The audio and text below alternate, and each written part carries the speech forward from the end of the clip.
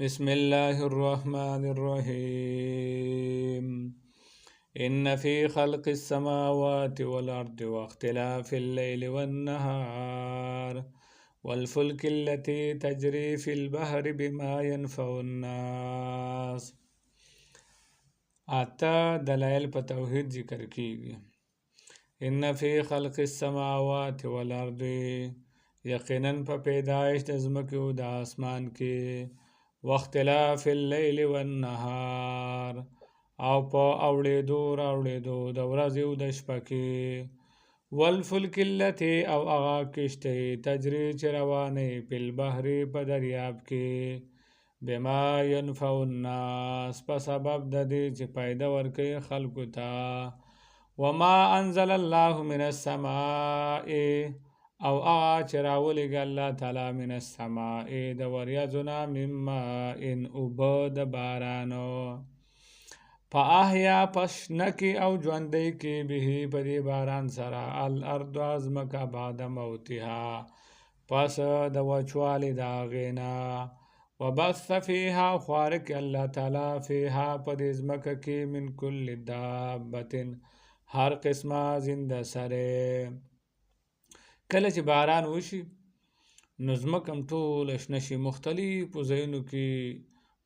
مختلف بوټي راوخیږي، او الله تعالی زنده سریم پیدا کی. وتصریف الریاح، او په اړولو راړولو د هواګانو کې، وسحاب المسخر، او هغه وریځې چې تابع دي بین السماء والارض،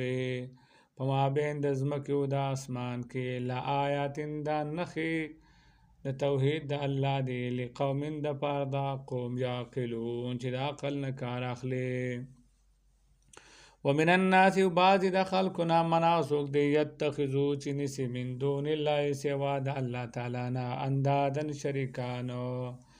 یحبونهم دیو محبت کوي د هغې سره، که حب الله په شان د محبت د الله، یطیعونهم دیو اطاعت کوي د دې خپلو معبودانو، که طاعت الله لکه په شان د اطاعت د الله. والذین، او هغه کسان آمنو چې ایمان یې راوړی دی، اشد حبا لله، دیو ډېر سخت دی په محبت کولو کې د الله سره. ولو یری الذین، او کاش که لیدلی وی هغه کسانو ظلمو چې ظلم یې کړی دی، په هغه وخت کې یرون العذاب چې دوی ویني عذاب، ان القوة لله جمیعا، چې یقینا قوت خو ټول د الله دی، وان الله، او یقینا الله تعالی شدید العذاب سخت عذاب والا دی. اس په هغه وخت کې تبرأ الذین، چې اعلان د بیزارۍ وکړي، الذین کسان اتبعو چې تابعداري کړې شوې ده، یعنی مشران، من الذین د هغې کسانو نه، اتبعو چې تابعداري کړې ده، یعنی د کشرانو نه اعلان د براءت وکړي، ورأوا العذاب، وویني عذاب لره، وتقطعت بهم الاسباب، او کټ کړی شي او ختم کړی شي د دوی په مابین کې تعلقات. وقال الذین، وویا کسان اتبعو چې تابعداري کړې ده، لو ان لنا کرة، کاش چې وی زموږ دپاره دوباره تلو د دنیا ته، فنتبرأ منهم، نو موږ به اعلان د بیزارۍ وکړو د دوی نه، کما تبرؤ منا، لکه څنګه چې دوی بیزاره شو زموږ نه، کذلک هم دغه رنګې، یریهم الله